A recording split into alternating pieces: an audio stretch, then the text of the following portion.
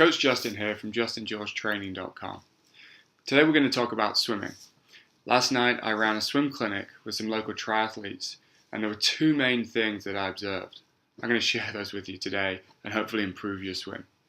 The first is a dependency, and I see this a lot specifically with triathletes, where they become dependent upon swim aids, pull buoys, kickboards, flippers. I don't like them for a number of reasons. They don't address the fundamental problem. So, if you're only going to be swimming 1 or 2 hours a week, in order to increase your efficiency as a swimmer, you want to do as much full stroke swimming as possible. Pull buoys particularly have a real effect on body position. They allow you to maintain a higher body position and to work on certain aspects of the stroke. Because they fundamentally correct your hip position. What they don't do is address the problem, which tends to be head position. So when you take the pull buoy away, folks are still swimming with a high head and the hips drop down. They don't address the problem. Kickboards, again, they do the opposite. So they force you to have a high head. You've got the float out in front, you've got your head up, which means the hips drop down. So you're fighting away with a hard leg kick underneath the water, and you're training the body to maintain an inefficient body position. Again, when you're swimming only a couple of hours a week, you want to make sure that you have perfect body position for as much of that time as possible.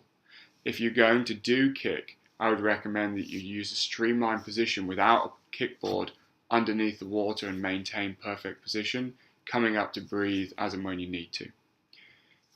Pull buoys, kickboards, other swim aids are very, very useful and should be used during drills.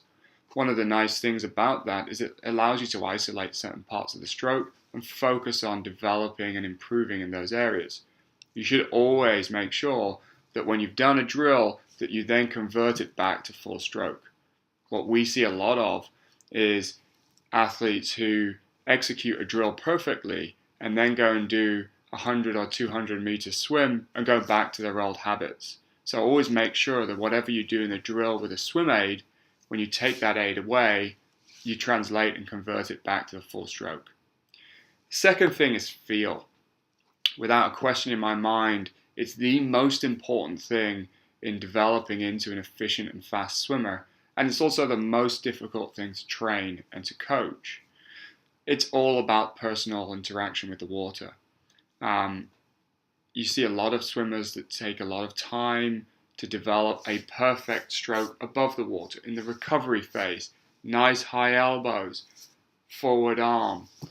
These things do help and they do have a big role to play, but they're less important than what's happening under the water. I've seen a lot of national champion or Olympic level swimmers over the years that have a horrendous recovery that doesn't look particularly nice, but they're very, very effective once their hands are in the water, propelling themselves forward. So, a couple of ways to work on that. One is sculling. Sculling is very, very important, and it's not just what your grandmother does down at the local swimming baths. We spend a lot of time doing 25, 50 meter sculling drills where you're just starting to understand how your hand interacts with the water and how that can propel yourself forward. Again, translate it into the full stroke. It can be very effective. The second thing is to use a swim aid. And for feel, you can buy small half hand paddles that cover just the top of the fingers. We call them finger paddles. These are excellent because the palm of the hand is still open. The fingers are able to flex. And you're able to get a better sense of how you hold the water, develop a good feel for the water. The hand paddles will overemphasize any efficiencies that you have.